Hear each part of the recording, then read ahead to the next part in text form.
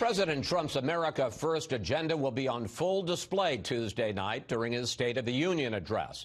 On Friday, he announced plans to pull out of the INF Missile Treaty, a treaty that was signed by Ronald Reagan and Mikhail Gorbachev during the Cold War.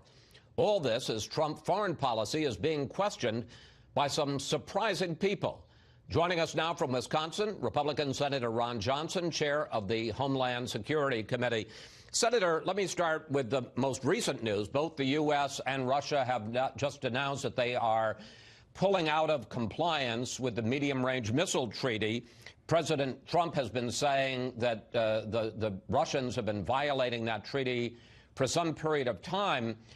The question is, though, that with no new talks scheduled to try to update the treaty and with the long-range ballistic missile treaty running out in 2 years, are we headed for a new arms race? Well, good morning, Chris. And of course, the most salient point here is that Russia has been violating this treaty for at least 6 years, testing, and now we believe deploying these intermediate range nuclear missiles. And what's so dangerous about these is, if something flies out of those batteries, it's only a couple minutes before it hits the targets, probably in the European theater. And so we have very little warning, and all kinds of miscalculations could occur.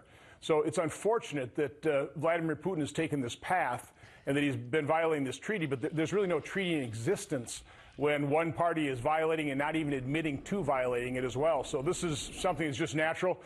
Our NATO and European allies completely back the president's move here. Hopefully, in this 6-month period before, between the announcement and the final ending of the treaty, Russia will come to her senses and verifiably dismantle these batteries.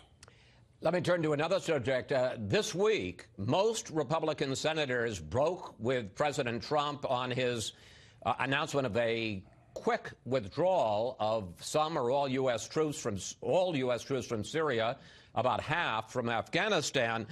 Here's Senate Majority Leader Mitch McConnell, a Republican, who introduced the measure opposing a fast withdrawal from those theaters.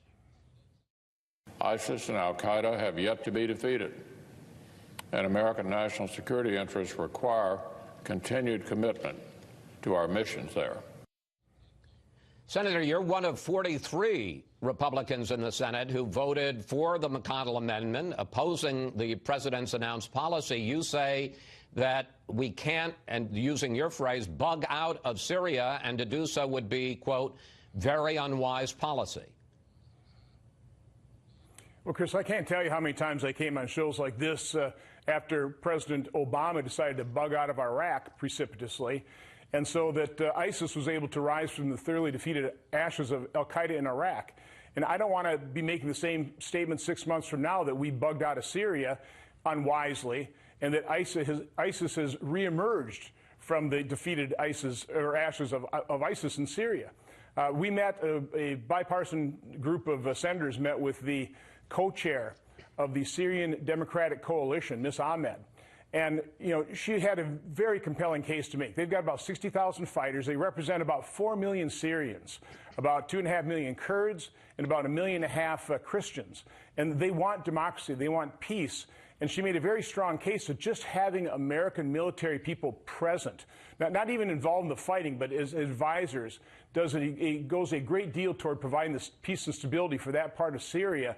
And I think it'd just be tragic if we bugged out, left the Kurds, who by and large have done the fighting and defeated the ISIS caliphate, the territorial caliphate in ISIS, if we just abandoned them to the mercies, and let's say, I use that term loosely, of Russia and Iran and possibly Turkey, it would just be unconscionable. So again, I think Republican senators are sending a very strong signal to the president.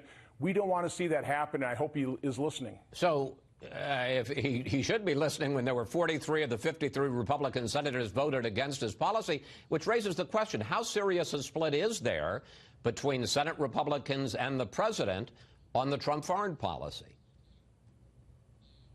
Well, as it relates to pulling out of Syria, there's a pretty serious split. Hopefully the president, because when he came to Senate lunch, he was talking about, we're still going to defeat ISIS and their air bases from Iraq, that we can still continue these missions. So, I'm not on the ground there. I don't know all the military assets, but it's a very bad sign when Secretary Mattis resigns. Brett McGurk, our envoy there for the defeat of ISIS, also resigns because they simply can't carry out this policy. These are people that are intimately knowledgeable of the conditions on the ground of our allies there, and they simply couldn't, in good conscience, stay in office. That's a pretty bad sign. I hope the president is listening to those people as well. Well, talking about people who are knowledgeable on the ground, we saw a remarkable split this week between the president and his own intel chiefs on a number of world hotspots. While the president, since the summit with Kim Jong-un, has said that North Korea is no longer a nuclear threat, here was the testimony this week by the Director of National Intelligence, Dan Coats. We currently assess that North Korea will seek to retain its WMD capabilities and is unlikely to completely give up its nuclear weapons and production capabilities because its leaders ultimately view nuclear weapons as critical to regime survival. And here are the president and Director Coats on the threat from ISIS. We've really stepped it up, and we have won against ISIS. We've beaten them, and we've beaten them badly. ISIS is intent on resurging and still commands thousands of fighters in Iraq and Syria. They also disagreed, the president and, in this case, CIA Director Gina Haspel, over whether or not Iran is violating the Iran nuclear deal. What do you make of the president and his own intelligence chiefs at such odds? Well, let me also say that Ms. Ahmed was also pretty firm in her assurances that ISIS has sleeper cells existing. They are not thoroughly defeated yet. Now, the caliphate, the territorial caliphate is gone, but you still have those sleeper cells. Listen, I come from the private sector, spent 30 years in manufacturing, entered public life, and I realize I have the modesty to understand that there's an awful lot. There's so much tradition and history and complexity to some of these foreign policy issues. You have to rely on people who have been working these issues for decades. And it's just imperative that you actually listen to, for example, the CIA chief, the director of national intelligence. These people have the real knowledge, and you have to listen to them. Well, that wasn't the president's first reaction. Actually, none of his reactions. His first reaction was to bash the intel chiefs. Let me put up a couple of his tweets. The intelligence people seem to be extremely passive and naive. Perhaps intelligence should go back to school. And then, after meeting with his chiefs the next day, the president said this. They said that they were totally misquoted and they were totally, it was taken out of context. So what I do is I'd suggest that you call them. They said it was fake news. Is that healthy? I mean, as the head of the Homeland Security Committee on the Foreign Relations Committee, does that concern you when the president says there is agreement between him and his intel chiefs on all these key issues, when clearly, from listening to their testimony, there is an agreement? Well, I'll just say one instance, what the intelligence chiefs were talking about Iran, they were saying currently and technically Iran is in compliance, but I think the president's absolutely right. This type of danger that Iran represents not only to the region but the world. I mean, they're continuing to plot terrorist attacks into Europe.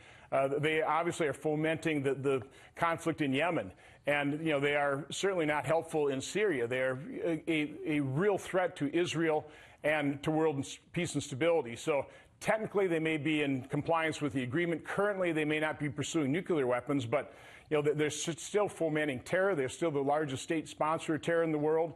And so, again, I think maybe that difference was blown way out of proportion. I got about a minute left. I want to go to one other hotspot. There's a lot on the international plate right now, and that's Venezuela. The president this week announced some dramatic escalations in our campaign against the Maduro regime. He's now backing, as a number of other countries are, the opposition president from the National Assembly, and he's also imposed some tough new economic sanctions on Venezuela. How far do you think this country should be prepared to go in trying to topple the Maduro regime, and would that extend, in your judgment, to the use of military force? Well, I think the administration's really done an admirable job when it comes to their reaction to what's happening on the ground. Is the National Assembly probably the closest thing to an open democratic forum in Venezuela that voted for their assembly president, Juan Guaido, to basically run the country now. And when you see the protests of the street in support of Mr. Guaido, we are just reacting to the conditions on the ground, and we are supporting the Venezuelan people in trying to shed the deprivations of Maduro. When you listen to the hit squads going into, let me just ask you though, it's because awful. So again, I think the administration's done a good job. And where are you on the use of military force, briefly? Well, we certainly have to protect American personnel there, and I think that's exactly what we've done, moving troops into Colombia. I really do think the people of Venezuela will take care of the situation, and we'll use economic sanctions to support them. And I think it's appropriate that we do support the people of Venezuela. Have we moved new troops? Because there was this statement, 1,500 troops in Colombia. In fact, have we done so, sir? Well, I'm just basing it off news reports. That would be a prudent action from my standpoint. I hope we have done that. Senator Johnson, thank you. Thanks for your time. It's always good to talk with you, sir. Have a good day.